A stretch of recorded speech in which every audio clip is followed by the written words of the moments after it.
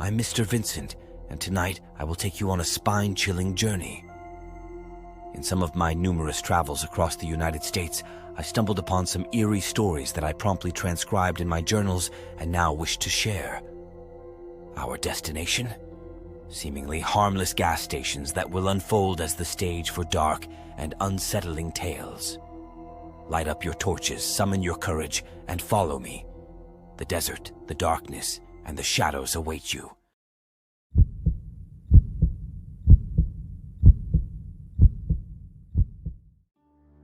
The sun lazily set on the horizon, painting the sky with shades of red and orange. The warm desert wind blew through the arid rocks, carrying with it an eerie silence. Philip, a 35-year-old man with a salt and pepper goatee and a weary gaze, drove his car on a deserted road in Nevada. He was heading to Las Vegas for a computer engineering conference, an event that didn't particularly excite him.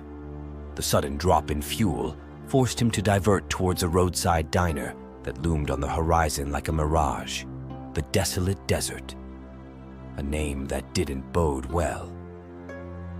The flickering and ghostly neon sign illuminated a dilapidated structure with deep cracks and shattered glass. A sense of unease gripped Philip as he parked his car.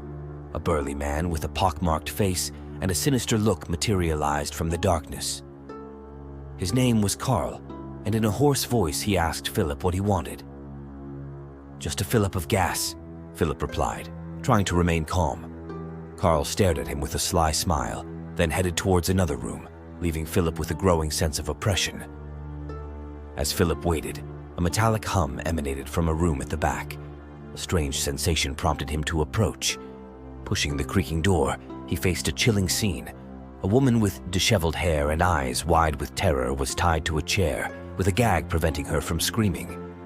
It was Sophia, an archaeology student traveling to the Grand Canyon. A second man, with a thick beard and a knife in hand, materialized behind him. He was Joel, Carl's accomplice. "You shouldn't have poked your nose where it didn't belong," growled Joel, pointing the knife at Philip's throat. A moment of clarity allowed Philip to react. With a well-placed kick, he disarmed Joel and sent him sprawling. A burst of gunshots rang out, narrowly missing Philip and hitting the woman in the shoulder. The searing pain made her scream as Philip dashed towards the exit, with Joel and Carl hot on his heels. In the pitch-black darkness, Philip ran like a madman, seeking shelter. Bullets whizzed past his ears as terror pumped through his veins. A glimmer of hope appeared on the horizon, the lights of a police car. With his last ounce of strength, Philip headed towards salvation. The police car screeched to a stop, blocking Joel and Carl's escape. The two criminals, caught off guard and disarmed, surrendered without resistance. Philip, exhausted but alive, slumped to the ground as the officers tended to him and took care of Sophia. While the police escorted the two criminals away, Philip noticed something strange. A sinister glow emanated from the back room of the diner. Driven by an irresistible force, he approached and opened the door. Inside, the scene was horrifying. A series of macabre symbols were painted on the walls with blood, and at the center of the room, a crude stone altar with a human skull atop it. A shiver of terror ran down Philip's spine. He realized he had brushed against an ancient and unspeakable horror, a mystery that loomed over the desolate desert diner and might never be fully unveiled. In the weeks that followed, Philip and Sophia couldn't shake off the horror they had witnessed. The gruesome images of the stone altar and the human skull haunted their dreams, leaving them with a constant sense of unease. Philip, in particular, became obsessed with the mystery surrounding the diner. He began researching, consulting ancient books and folklore websites, trying to decipher the symbols painted on the walls. The deeper he delved into his investigation, the more convinced he became that the diner was a place of dark power, a convergence point between our world and a dimension of unspeakable terror. Against Sophia's advice, Philip decided to return to the diner to unravel the mystery. He drove for hours through the desert, under a scorching sun that burned his skin and sanity. When he arrived at the diner, it was deserted and silent, as if swallowed by nothingness. Driven by an eerie attraction to the unknown, Philip headed towards the back room. The door was wide open, as if inviting him in. Inside, the stone altar was still there, but the human skull was gone. In its place stood a hooded figure, motionless and silent. In a faint voice, Philip asked the figure who they were and what they wanted. The hooded figure turned slowly, revealing a horrific face twisted with pain and anger. It was the leader of a satanic cult that had been operating in secret in the desert for years, using the diner as a place of worship and ritual sacrifices. Philip realized he was trapped. The hooded figure attacked with inhuman ferocity. Philip defended himself as best he could, using anything he could find. The fight was uneven, and Philip was about to succumb when Sophia burst into the room, screaming. The hooded figure turned towards Sophia, giving Philip the chance to get back on his feet. Together, they fled the diner and headed towards Philip's car. The two Satanists pursued them, shooting and screaming. Philip and Sophia managed to shake off their pursuers and reach the main road. They drove for hours without looking back until they felt safe. The nightmare at the diner was finally over, but the trauma of that experience would mark them forever. Philip and Sophia knew that the satanic cult was still out there, lurking, and that their encounter was only the beginning of an endless nightmare.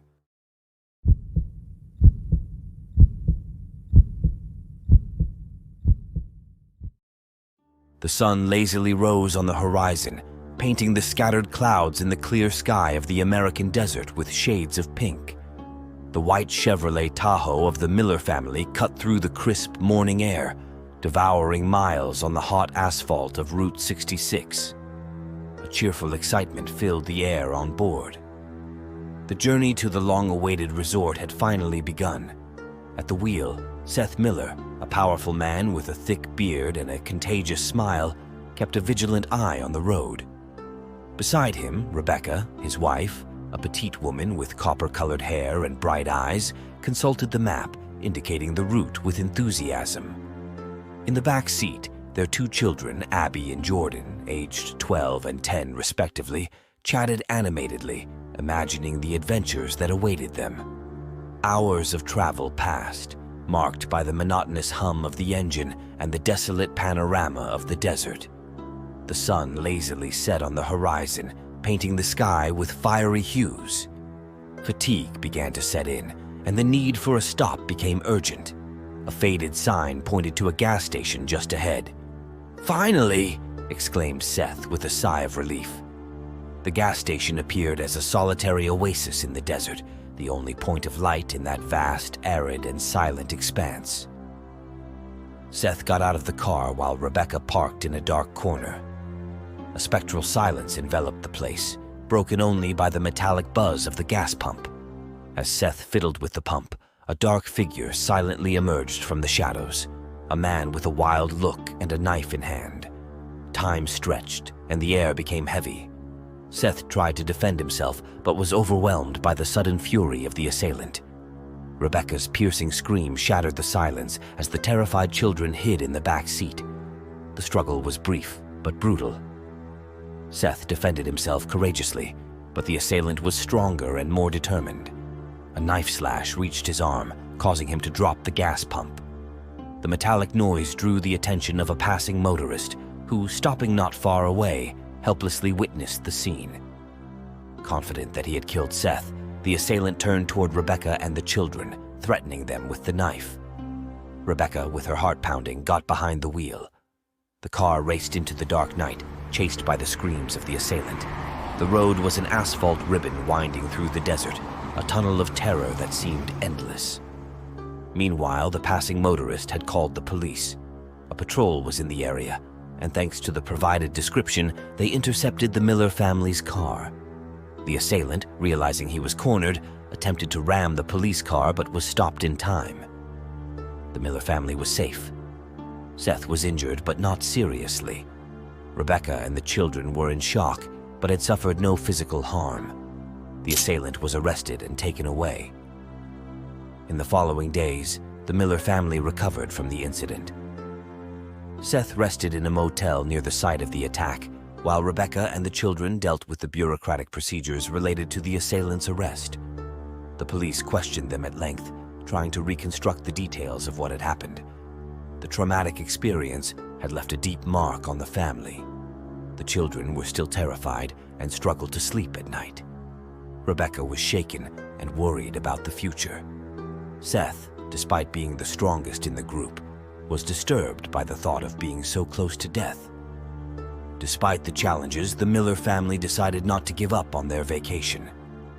The resort they had booked was only a few hours away, and their desire for relaxation and fun was still alive. The journey resumed, but the atmosphere had changed.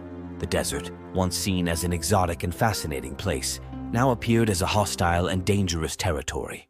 Every curve, every shadow, every sudden noise aroused fear and apprehension. Finally, the resort appeared on the horizon, an oasis of greenery and peace in the midst of the desert. The Miller family finally felt safe. The following days were dedicated to relaxation and fun. The pool, the playground, and the activities organized by the resort allowed the Millers to forget for a while the nightmare they had lived through. However, the fear had not been completely erased. At night, the children still had nightmares, and Rebecca often woke up startled. Seth, although calmer, no longer felt as secure as before. On the last evening of their stay, the Miller family gathered around a bonfire on the beach. The stars shone in the clear desert sky, and the calm sea gently lapped at the shore. They told stories, laughed, and embraced each other. In that moment, they felt united like never before.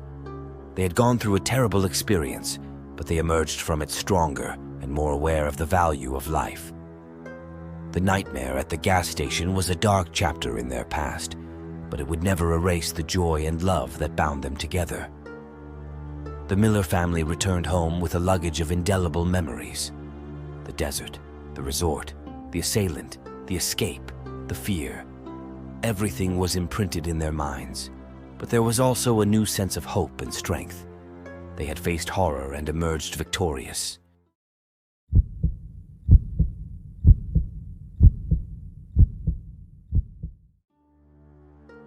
The stifling heat weighed down on the 1967 Chevrolet Impala as it devoured the desolate highway.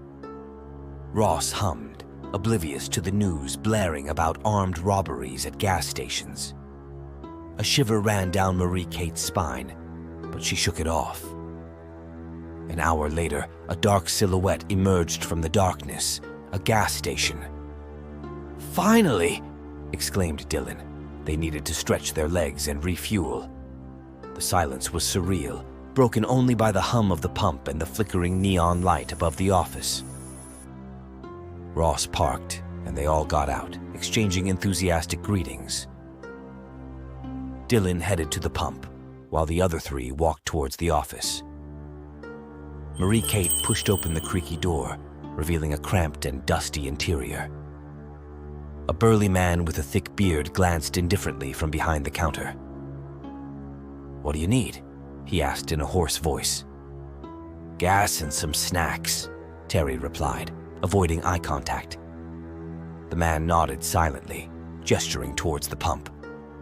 Marie-Kate approached the counter to pay, while Ross and Dylan tended to the gas pumps. The silence shattered with the sound of hurried footsteps. A hooded man burst into the office, wielding a pistol. "Everyone freeze! This is a robbery!" he yelled, his voice trembling. Time stood still. Marie-Kate's heart raced. The robber approached the counter, pointing the gun at the burly man. "Open the cash register," he ordered menacingly. The man complied with trembling hands. The robber seized the money, stuffing it into a paper bag. Then he turned towards the terrified group. "You stay quiet and don't move," he growled. In a burst of courage, Dylan lunged at the robber, attempting to disarm him.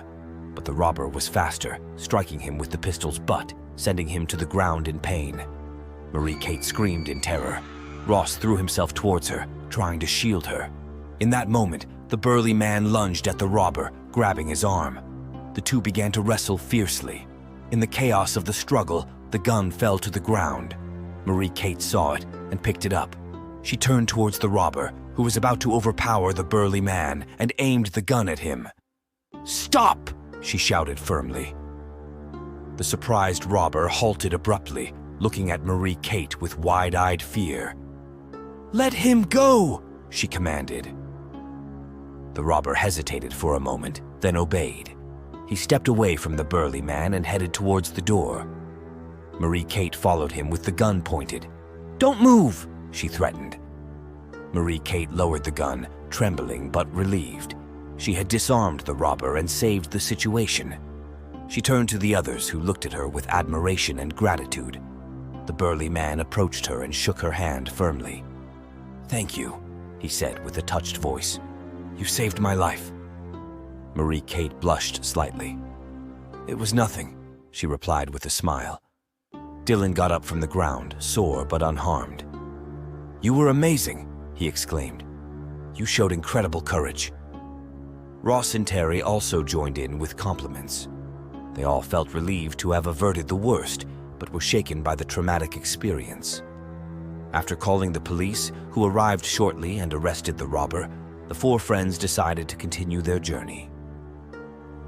The Chevrolet Impala pulled away from the gas station, while the moonlight illuminated the road ahead of them. The journey to the sea was no longer the same. The initial joy and enthusiasm had been replaced by a sense of tension and unease. The friends couldn't forget the nightmare they had lived through. They stopped several times along the way, trying to distract themselves and push away the dark thoughts. But every time they found themselves in a dark and isolated place, the terror returned to grip them. Finally, after an endless journey, they reached the sea. The sight of the golden beach and the crystal-clear sea filled them with a sense of peace and serenity. They plunged into the warm waters, leaving the nightmare of the gas station behind. But the nightmare wasn't entirely over. At night, in their dreams, they relived the robbery scene. They saw the face of the robber, his eyes wide with fear. They heard the sound of the gun hitting the ground. They were haunted by the terror of being killed. The experience had marked them, but it hadn't defeated them. They had learned to know fear, but also the strength and courage within them. They had survived a nightmare, and now they were ready to face life with new awareness. The gas station nightmare was a dark chapter in their story, but it was also a chapter that had made them stronger and more united. A chapter they would never forget. Here we are at the conclusion of these 3 chilling tales. I hope your thirst for thrills has been satisfied, but don't be fooled. Terror never sleeps. Subscribe to the channel and hit the notification bell to not miss the next forays into the unknown. I'll be waiting for you, eager and frightened in the next story. Good night, and don't sleep too soundly.